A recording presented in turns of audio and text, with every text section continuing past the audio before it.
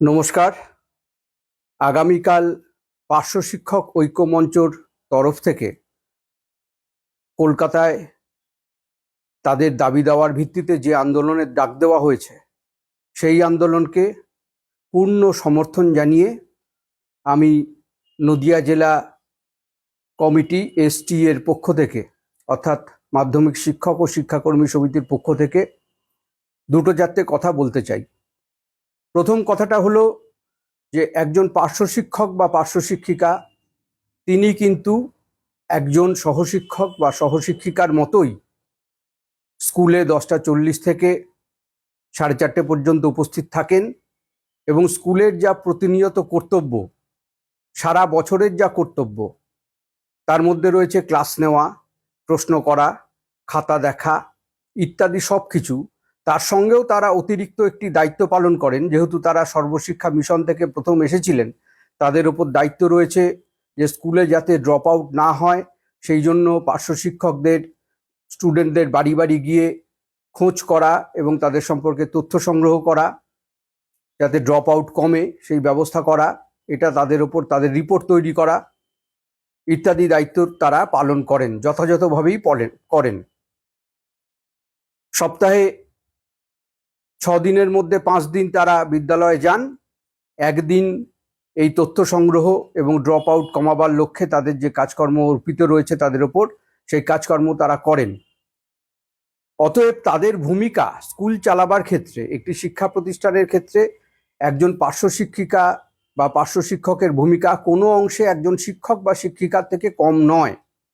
প্রথমত পার্শ্ব শিক্ষক বা পার্শ্ব শিক্ষিকা, আমি জানি না শিক্ষকের আবার পার্শ্ব, উচ্চ, নিচ এসব কিছু হয় কিনা।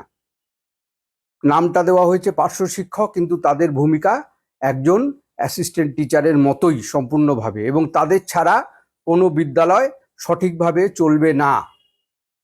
সেই পার্শ্ব শিক্ষকেরা একেবারে চূড়ান্ত রাষ্ট্রীয় শোষণের শিকার। এখনো অবধি তাদের বেতন কাঠামো কোনো রকম তৈরি হয়নি। অতি সামান্য ভাতা, যে টাকায় সংসার চলে না, এবং যে কাজ তারা করেন একটি বিদ্যালয়ে, প্রাথমিকে বা উচ্চ প্রাথমিকে, সেই কাজের যে মান, তারা যে কর্তব্য পালন করেন সেই তুলনায় তাদের যে ভাতা, সেই ভাতা অত্যন্ত কম। প্রাথমিকে 10,000 টাকা, উচ্চ প্রাথমিকে 13,000 টাকা। সামান্য কি একটা ইনক্রিমেন্টের ব্যবস্থা করেছে, হয়তো কেউ 13,500-14,000 টাকা পাচ্ছেন। কিন্তু ঘটনা হচ্ছে এই সামান্য বেতনে তারা যথেষ্ট দায়বদ্ধ থাকা সত্ত্বেও কাজ করে চলেছেন। তার মধ্যে যেটা হয়েছে, এবছর অন্তর্বর্তী বাজেটে রাজ্য সরকার তাদের জন্য মাত্র 1,000 টাকা বৃদ্ধির ঘোষণা করেছেন, ভাতা বৃদ্ধি মাত্র 1,000 টাকা। বলুন তো, আজকে দুর্মূল্যের বাজারে এই সামান্য ভিক্ষা দেওয়ার মতো করে 1,000 টাকা ভাতা বৃদ্ধি একজন শিক্ষকের পক্ষে কি উপযুক্ত মর্যাদার? সবচেয়ে বড় প্রশ্নটা হচ্ছে মর্যাদার। আজকে পার্শ্ব শিক্ষকদের মর্যাদা নিয়ে টানাটানি করেছেন সরকার। সরকারের এই প্রচেষ্টাকে ধিক্কার জানাই এবং সেই সঙ্গে দাবি জানাই যে এই পার্শ্ব শিক্ষক শিক্ষিকাদের উপযুক্ত একটি বেতন কাঠামো তৈরি করতে হবে, ন্যূনতম সম্মানজনক বেতন দিতে হবে, এবং অন্যান্য চাকুরিগত যে সমস্ত সুযোগ সুবিধা শিক্ষক শিক্ষিকারা আমরা ভোগ করে থাকি, তার অন্তত কিছুটা তাদের প্রতি প্রযোজ্য হওয়া উচিত। এবং একজন পার্শ্ব শিক্ষক এই যে সারা সপ্তাহ কাজ করছেন, সমকাজে সমবেতনের নীতি সেসব তো আমরা ভুলেই গেছি।